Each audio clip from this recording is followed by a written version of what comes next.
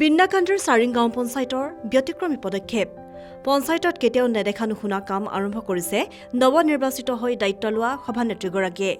চাৰিং গাঁও পঞ্চায়তৰ সভানেত্ৰী আৰু ৱাৰ্ড সদস্যসকলৰ এই গুৰুত্বপূৰ্ণ পদক্ষেপ সমগ্ৰ ৰাজ্যৰ লগতে চাৰিং গাঁও পঞ্চায়তৰ ৱাৰ্ড সদস্যসকলে প্ৰথম মাহৰ দৰমহা লাভ কৰিছে এই দৰমহা লাভ কৰি ৱাৰ্ড সদস্যসকলে চাৰিং পথাৰস্থিত ফয়জুন্নেছা বানাত মাদ্ৰাছাত দান দিলে প্ৰথম মাহৰ দৰমহা আজি পঞ্চায়তৰ সভানেত্ৰী আৰু ৱাৰ্ড সদস্য ফয়জুন্নেছা বানাত মাদ্ৰাছাত উপস্থিত হৈ মাদ্ৰাছাৰ শিক্ষাৰ্থীক কলম বিতৰণ কৰাও পৰিলক্ষিত হয় চাৰিং গাঁও পঞ্চায়তৰ সভানেত্ৰীয়ে চাৰিং পথাৰস্থিত বানাত মাদ্ৰাছাত সকলোৱে দান বৰঙণি আগবঢ়াবলৈ কয় চাৰিং গাঁও পঞ্চায়তৰ সভানেত্ৰীৰ এনে কামে প্ৰশংসা লাভ কৰিছে এতিয়া স্থানীয় ৰাইজৰ পৰা ওখানো কইতাম চাইছি যেন আমরা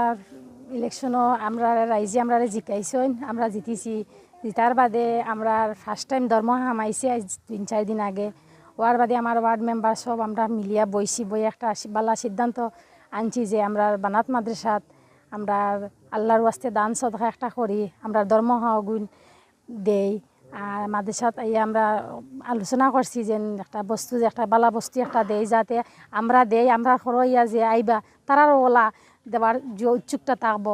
আর ওই হিসাবে আমার ওয়ার্ড মেম্বার হল সারা আইসেন ও আমরা 10 নম্বর ওয়ার্ডর মেম্বার তাই ভাইস প্রেসিডেন্ট 7 নম্বর ওয়ার্ডর আর 3 নম্বর ওয়ার্ডর তাই ওয়ার্ড মেম্বার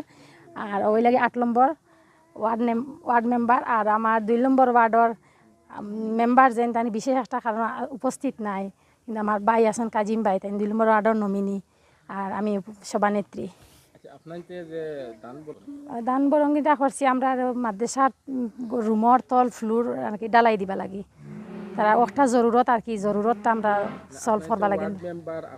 ওখানে মেসেজ দিতে চাইছি যে আমরা জেলা মানে আগ্রহর হইছি যে মাদ্রাসার দান দক্ষিণা দিবা লাগে আমরা সরইয়া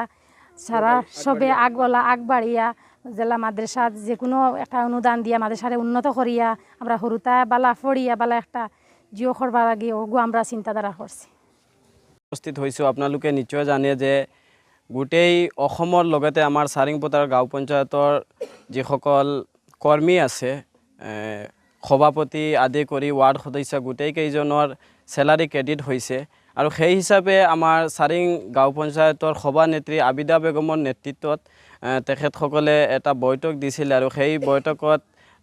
এটা আলোচনা কৰিছে যে তেখেতসকলৰ যিটো চেলাৰী সৰ্বপ্ৰথম যিটো চেলাৰী সোমাইছে সেই চেলাৰীটো এটা ভাল কামত লগাব যেটি শুনি আমি নথৈ আনন্দিত হৈছোঁ আৰু সেই হিচাপে তেখেতসকলে আজি এটা অনুসন্ধান কৰিছিলে আৰু অনুসন্ধান মৰ্মে আহি ৰহমতনগৰ স্থিতিত ফয়জুন্নেছা আল বানাতত আহি উপস্থিত হৈছে আৰু ইয়াত ফুলুৰিঙৰ কিবা কাম আছে সেই ফুলুৰিঙৰ কামৰ কাৰণে তেখেতসকলৰ যিটো ব্যক্তিগত পুঁজি চেলাৰী ক্ৰেডিট হৈছিলে সেই চেলাৰীৰ পইচাখিনি আজি ইয়াত দিবলৈ আহিছে আৰু কলম বিতৰণ কৰিছে হয় তেখেতসকলৰ যিটো প্ৰথম চেলাৰী ক্ৰেডিট হৈছে গোটেইখিনি তেখেতসকলে আজি ইয়াত আহি দিছে মই তেখেতসকলক অশেষ ধন্যবাদ আৰু কৃতজ্ঞতা জ্ঞাপন কৰিছোঁ যে তেখেতসকলৰ যিটো চিন্তাধাৰা সমাজৰ প্ৰতি যিটো দায়বদ্ধতা সেইটো আজি একেবাৰে 100% ফলস্বৰূপ হৈছে আৰু আমি দেখি বহুত আনন্দিত হৈছোঁ ডবকাৰ পৰা সাহাদুল্লাহ আহমেদৰ প্ৰতিবেদন নিউজ ডেস্ক ৰিপৰ্ট